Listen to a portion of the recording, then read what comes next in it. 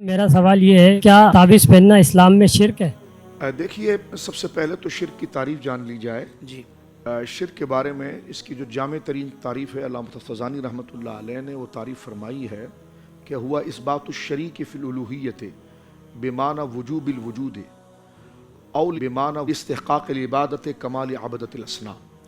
کہ شرک یہ ہے کہ اللہ رب العالمین جل وعلا کی طرح اللہ کی ذات میں کسی کو شامل کرنا بمعنی واجب الوجود، کہ وہ ہمیشہ سے اور ہمیشہ رہے گا، یا اس کے تمام کمالات خود سے ہیں، مؤثر حقیقی ہیں بغیر کسی کے دیے ہوئے، یا اسے مستحق عبادت سمجھا جائے۔ اور مستحق عبادت سمجھنے کے لیے بھی اس کو مؤثر حقیقی سمجھنا پڑے گا، اس لیے کیونکہ مؤثر حقیقی سمجھے اس کی وہ صفات یا علم یا شان یا عظمت سے بندہ متاثر ہو کہ اس کو لائق عبادت کہے۔ تو لائق عبادت کہنے کا مقصد یہ ہے کہ اس کے علم کو اس نے ازلی سمجھ لیا، اس کی شان کو ازلی سمجھ لیا۔ تو لہٰذا ذات اور صفات میں اس معنی میں شریک کرنا کہ وہ مؤثر حقیقی ہے، بغیر کسی کے عطا کے ہے، اور وہ خود قادر مطلق ہے، یہ شرک کے تناظر بنتا ہے۔ بالکل ٹھیک ہے۔ تعویذ کا اس سے کوئی تعلق نہیں ہے، تو لہٰذا تعویذات کو اس شرک کے ساتھ نہیں جوڑا جا سکتا۔ ہاں، جہاں غلط فہمیاں پیدا ہوتی ہے تو اتنا شدید فتویٰ لگانے کی بجائے اس چیز کو دیکھا جائے کہ امت آج تک اس کو کس معنی پر لیا۔ بہت اچھا۔ احادیث میں یقیناً تمائم کا لفظ آیا ہے، جس سے اکثر دوست جو ہے کہ وہ استدلال کرتے ہیں کہ جو تمائم ہے یا تمیمہ ہے تو جناب یہ وہ تعویذ ہے جس کو حضور نے شرک فرمایا۔ لیکن اگر آپ حافظ صاحب اس لفظ کو اہل عرب کی زبان میں جا کر دیکھتے ہیں کہ وہ تمائم کو کن معنوں میں استعمال کرتے ہیں، تو اس وقت دیکھیے کہ میرے سامنے علامہ محمد طاہر پٹنی رحمہ اللہ کی جو لغت کی شاندار کتاب ہے مجمع بحر الانوار، اس میں آپ فرماتے ہیں تمائم جو ہیں وہ ڈوری پر پروئی سپیوں اور کوڑیوں کو لپیٹ کر گلے میں ڈالا جاتا، یعنی دھاگا ہوتا تھا، اس میں سمندری سپی جو ہوتی ہے اس کو وہ لپیٹ کر گلے میں ڈال لیتے تھے اس کو، اور اس کے بارے میں عقیدہ رکھتے تھے کہ جناب یہ تقدیر کو پلٹ دیتی ہے، یہ خود مؤثر ہے۔ اللہ، اب آپ دیکھیں وہ شرک کا تناظر اس میں یہ، ایک تو وہ سپیاں تھیں، قرآن کی آیات نہیں تھی، نیک کلمات نہیں تھے، ایک بات وہ سپیاں تھیں، ان کے لیے فرضی باتیں انہوں نے بنائی ہوئی تھی جن کے لیے نہ حکم نازل ہوا تھا،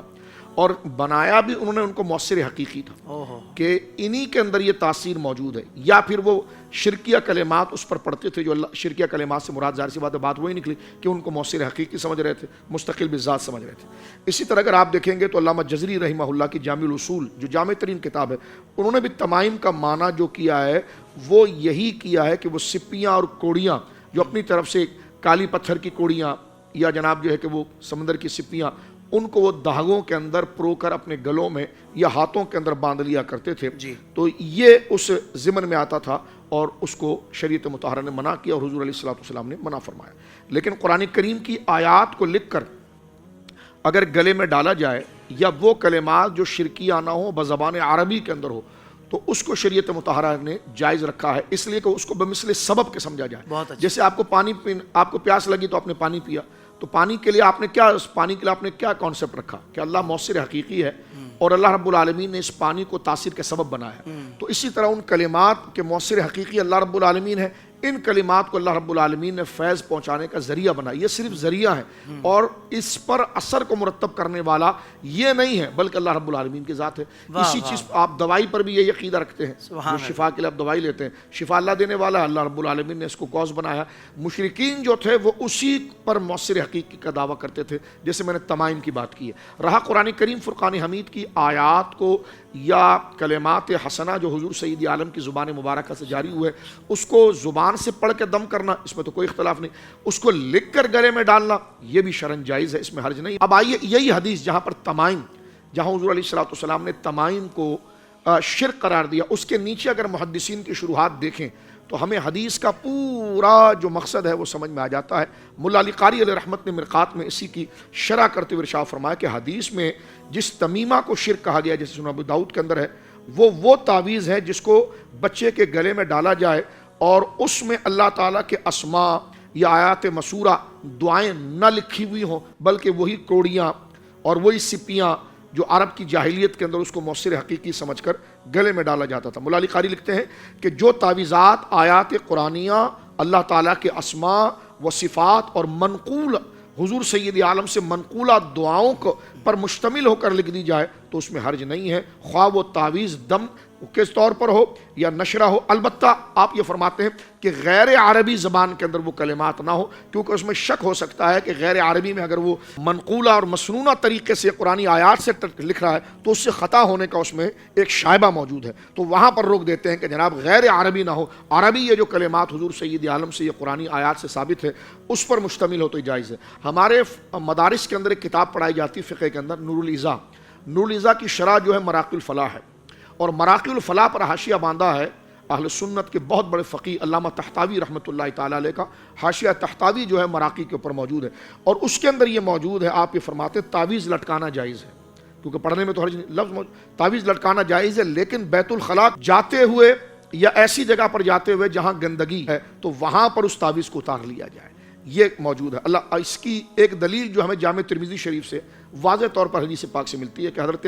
عبداللہ ابن عمر رضی اللہ تعالیٰ عنہ وہ کلمات کہ اعوذ بکلمات اللہ التامہ من غضبہ و عقابہ، جامع ترمذی شریف میں موجود ہے کہ اصحابی رسول حضرت عبداللہ ابن عمر رضی اللہ تعالیٰ عنہ یہ کلمات کو لکھ کر بچوں کے گلے کے اندر ٹنگایا کرتے تھے۔ امام بخاری رحمۃ اللہ علیہ کے استاذ میں سے ہیں علامہ حضرت امام ابن ابی شیبہ رحمہ اللہ، ان کا پورا مصنف اور ان کی جو کتاب ہے حافظ صاحب قبلہ احادیث کی اور صحابہ کے فتاوے اس میں آپ نے جمع کیے ہیں، اور تابعین کے فتاوے جمع کیے ہیں کہ جو اپنے دور میں درپیش آنے والے مسائل پر جو تابعین اور صحابہ فتویٰ دیا کرتے تھے ان کو ایک جگہ اکٹھا کیا ہے، اور اس حدیث کے مبارک مجموعے کا نام ہے مصنف ابن ابی شیبہ۔ اس کو اگر آپ اٹھا کر دیکھیں تو وہاں پورا چیپٹر موجود ہے کہ تعویذات کو گلے میں لٹکانا قرآنی آیات اور اسماء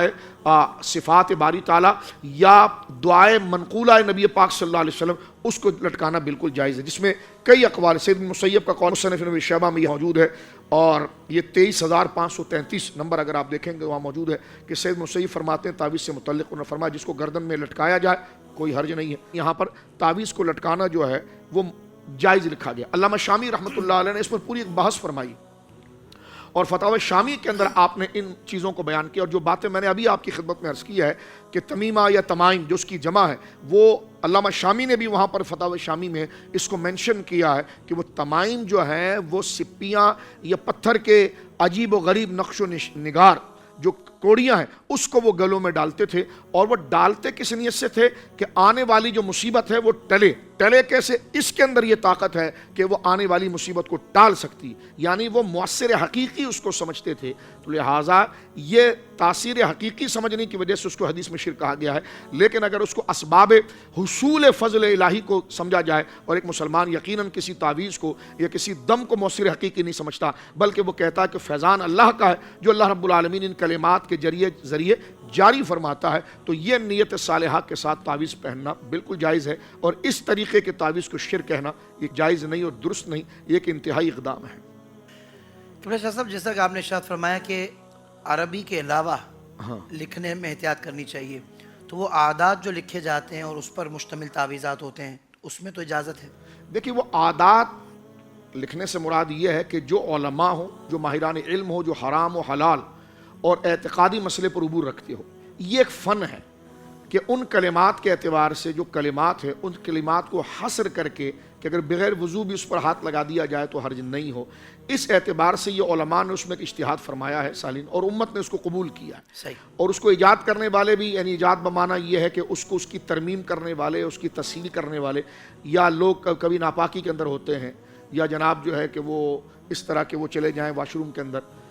اور یا وہ ناپاکی کے اندر وہ ہاتھ لگا دے، تو قرآنی آیات کے اعتبار سے تو اس علم میں ایک ترقی دیتے ہوئے لوگوں کی سہولیات کے اعتبار سے سہولیات یقیناً اجتہادات کے طور پر آتی، تو اس میں ایک اجتہادی پہلو بالکل برحق ہوا کہ وہ کلمات اس سے مخفف طور پر نکال دیے گئے جو عنوان بن گئے ہیں ان کلمات کی طرف، تو وہ بالکل جائز ہے۔ لیکن اس میں یہ جو غیر عربی کی بات کی نا وہ اس لیے کہ غیر عالم آج کل تو ہر بندہ اس میں بھی غلو ہے، ہر بندہ اس میں چل پڑا ہے کہ وہ کیا کلمات پڑھ رہا ہے، اسے حرام و حلال، شرک و کفر و توحید کے بارے میں خبر ہی نہیں ہے۔ صحیح۔ تو اسی لیے روک دیا گیا ہے کہ جناب وہ اس قسم کے کلمات کسی کا بھی جنتر منتر پڑھنا شروع کر دے گا، اور اس کے اندر وہ کلمات جو سمجھ رہا ہے کہ وہ اس کو پتہ ہی نہیں اس میں کیا لکھا ہوا، اور وہ دم کر رہا ہے اس کے اوپر، اور اس میں اگر وہ شرکیہ کلمات ہوں تو لہٰذا اگر کوئی پڑھتا ہے تو وہ جید علماء سے ان کلمات کی تصحیح کروائے کہ اس کے اندر ایسے کوئی ممنوع کلمات تو نہیں ہیں جو اسلامی عقائد کے ساتھ متصادم ہوں، اور اپنی طرف سے ان چیزوں کا اجتہاد نہ کریں، الا کیونکہ ہر شعبہ اس وقت مس یوز ہوا ہے، تو لہٰذا یہ تعویذات کا شعبہ بھی مس یوز ہوا ہے۔ جو بزرگوں نے تعویذات لکھے ہیں وہ کس مقصد کے لیے لکھے ہیں، کس مہارت کے لیے، ہر بندے نے اپنے ہاتھ میں پکڑ کر اس کو چلانا شروع کر دیا ہے۔ تو لہٰذا یہ ہم جو بات کر رہے ہیں نا، یہ عام عاملین کے لیے بات نہیں کر رہے ہیں، ہم یہ نفس مسئلہ جو شرک کا حکم دیا جا رہا ہے اس کی نفی پر بات کر رہے ہیں کہ ان طریقوں سے یہ جائز ہے۔ اب اس کا یہ مقصد بھی نہیں کہ ہر بندہ ہی تعویذ لکھے، اور میں پھر یہاں پر یہ کہنا چاہتا ہوں پھر یہ بھی ضروری نہیں کہ ہر بندہ ہی تعویذ گلے میں لٹکائے۔ جی واہ واہ واہ، ہاں، اگر اس کا جواز کا حکم آ گیا ہے تو اس کا یہ مطلب نہیں کہ ہر بندہ ہی تعویذ گلے میں لٹکائے۔ صحیح۔ اس لیے صالحین توکل کے اس مقام پر ہوتے تھے کہ وہ پھر براہ راست اس کی تلاوت کی طرف توجہ کرتے تھے۔ سبحان اللہ۔ تو آپ دیکھیں ہمارے بزرگوں کا طریقہ یہ رہا ہے کہ وہ قرآنی آیات کو کی نشاندہی کرتے ہیں، آپ کو رزق چاہیے قرآن کی آیت پڑھیں، آپ یہ احادیث پڑھیں۔ یہ میں تطبیق دیکھ رہا ہوں ٹنگانے کے حکم کے ساتھ، ٹنگانا جائز ہے لیکن اس میں آگے بڑھ کر جو تاثیر ہے ٹنگا کے آپ نے رکھا ہے، اور کیا ہی اچھا ہے کہ آپ زبان سے اس کو پڑھیں تاکہ اس کی تلاوت کا بھی ثواب آپ کو ملے۔ تو خواص کے لیے چاہیے کہ وہ تعویذ کو گلے میں ٹنگانے کے بجائے جائز ہے، اس میں ہر جو ممنوع نہیں ہے، اس کو شرک نہیں کہا جائے گا جب وہ قرآنی کلمات اور جو میں نے بتا دیا آثار مسورہ کے ساتھ ہو، اور تو اس کو منع نہیں کیا جائے گا، لیکن یہ کہ زیادہ احسن اور اعلیٰ طریقہ یہ ہے کہ بندہ سورہ مزمل شریف زبان سے پڑھے،